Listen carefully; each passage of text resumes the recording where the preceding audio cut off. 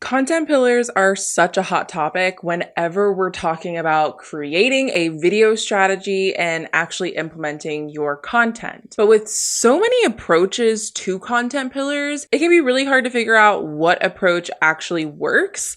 But most importantly, do you even need content pillars in your strategy? As a former social media manager that is now a video marketing coach, I have been in hundreds of businesses and helped so many different types of industries and different types of businesses create their own content pillars.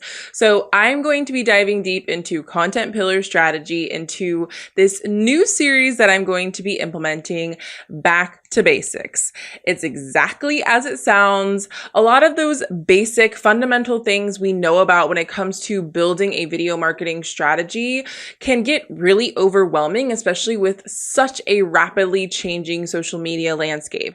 So I wanted to bring it back to the basics. So you know, what are those core fundamental things that you need to have in your strategy, no matter what happens in the wild, wild west of social media. So get ready for the entire month of May over on the Shine Online podcast, or if you want to watch the video episodes over on my YouTube channel at Shine with Natasha, the content is going to be fire. And of course, we had to kick it off with content pillars. So first, let's address the elephant in the room of what are content pillars and do you even need them?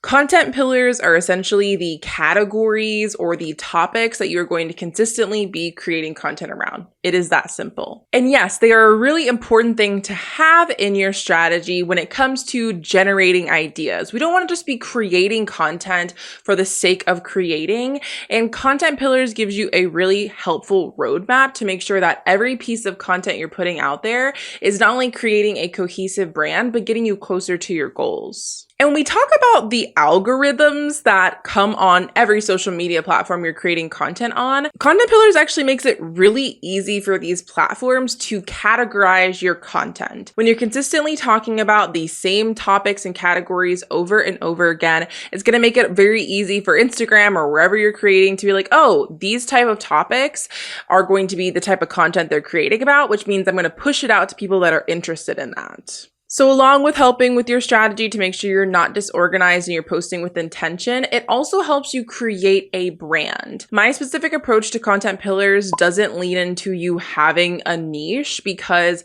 when you just have a niche and you talk about one thing, yes, you might get growth in that area, but you're not creating a brand, you're creating a niche. And when you're able to have multiple content pillars in your strategy, you're able to essentially differentiate yourself from other people in the similar industry, but also create connections with the people you're trying to attract into your own community. So in a little bit, I'm going to share my own content pillars with you.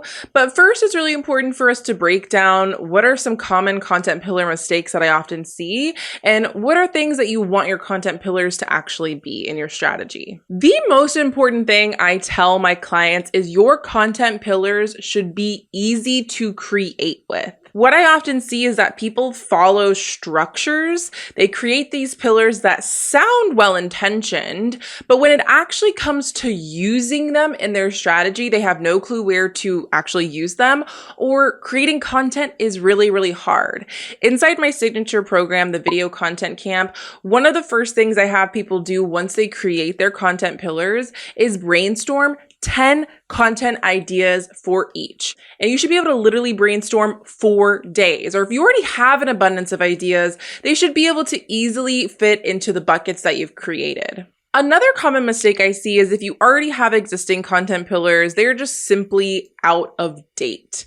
Pillars sound like stone structures that never change, but in fact, your content pillars should constantly be evolving and changing with your brand.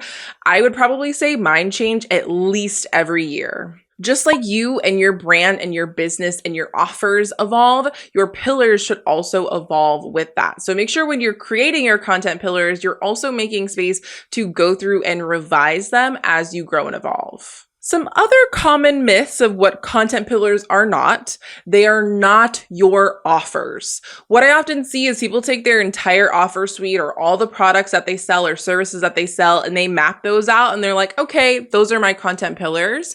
When in fact, your pillars should support the offers that you're creating, which you'll see in a little bit when I share my own. Another common mistake I see is that content pillars are not series or content categories or content types. A content series is something like Tip Tuesday or Work With Me Wednesday. And different types of content are like education, entertainment, and inspiration. Those are not content pillars. And if you're only creating within those parameters, it's not strategic, it's not sustainable, and it's going to be really hard for you to consistently think of content to create that gets you closer to your goals. These type of series and themes and types of content can be really supportive when taking your content pillars and then seeing how they'll actually turn into content. And the last myth around content pillars is the number of pillars. And what I've found is that 5 is the sweet spot. You don't have one pillar, which would essentially be you having a niche, but you also don't want to have like upwards to 10 or more pillars. You want to make sure that you're dialing in your content so you have some flexibility to create that brand, to talk about multiple things, but you're making sure you're not talking about everything, which can make it really hard for your content strategy to feel focused. Inside my program, the Video Content Camp, there is an entire lesson with a full breakdown on my approach to content pillars, specific methods and concepts, and also exercises to help you create your pillars. But you're also able to get coaching and feedback from me with my eyes on your content pillars. So definitely check out all the information on that in the show notes or description. Content pillars are one of the concepts when people come into my program, they maybe have a preconceived notion of what content pillars are, or maybe they already have content pillars. And this is the lesson that leaves them mind blown, and they have a completely different point of view on how to use and create content pillars. So it is the hottest lesson inside the program.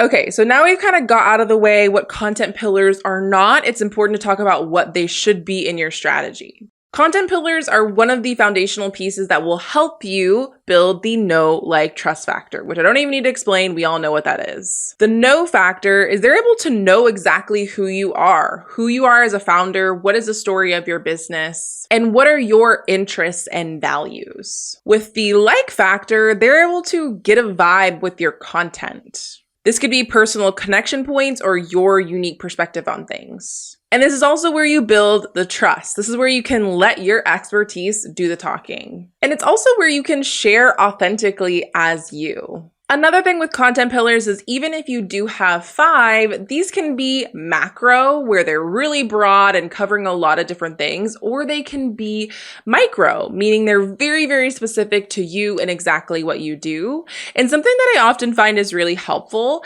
as I dive into my own content pillars is sometimes I like to actually brainstorm subtopics because it helps you see what is actually a pillar and what needs to be a subtopic on another pillar. So let's give you some context on my own pillars. Okay, pillar number 1 is simple video content creation, which obviously if you're consuming this content, that seems very obvious to you. So this might be repurposing your actual video setup. This could be workflow and systems for creating content, low lift content, and also just the mindset of creating videos. My second pillar is video strategy for businesses. So this is taking what I do and who I serve and combining that into a pillar. So this is where I'm talking about what to create content about and how to actually see results with your video strategy without having to stay on top of the latest trends or news and social media updates. So as you can see, usually your first 2 pillars are going to be the most obvious things that you think about when you think about your specific business. And they're probably going to be the easiest ones to come up with.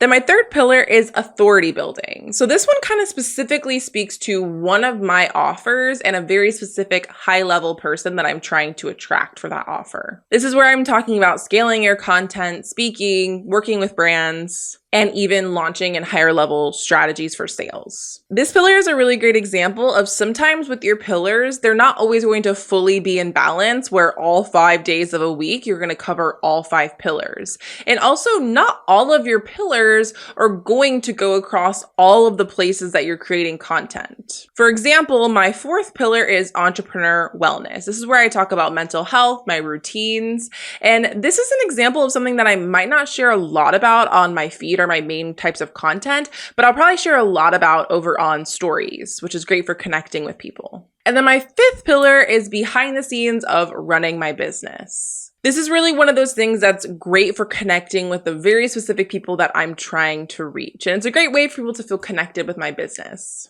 So now that we've gone over Content Pillar 101, I want to show you exactly how you use Content Pillar because I feel like this is often the part of the conversation that is missed in Content Pillars. So it's really great for creating that brand strategy so you're not just posting just to post. It's also really great for generating ideas, whether you are doing active ideation where you're sitting down with your pillars and brainstorming ideas for each, or it's more passive ideation where essentially you're sitting down and you already have a bunch of ideas that you've generated and been inspired by, and you're looking at your pillars to make sure that the math is mathing. I know we all have that idea that seems really great in the moment, but once we actually look at our strategy and we look at our goals and we let it kind of marinate for a little bit, we're like, okay, maybe we don't actually need to post that content. And so it helps you kind of vet out what is actually necessary to create on. So as you can see, whether you struggle with getting ideas or you feel like you have too many ideas, Content Pillars can be a really great guidance for you. I hope this Back to the Basics episode really inspired you to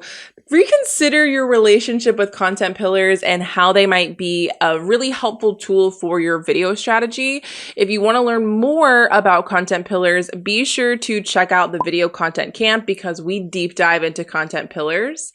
And be sure to stay tuned for future Back to the Basics episodes. We got a lot of really fun ones coming up. So make sure you're following over on the Shine Online podcast and you're subscribed on my YouTube channel. See you in the next one.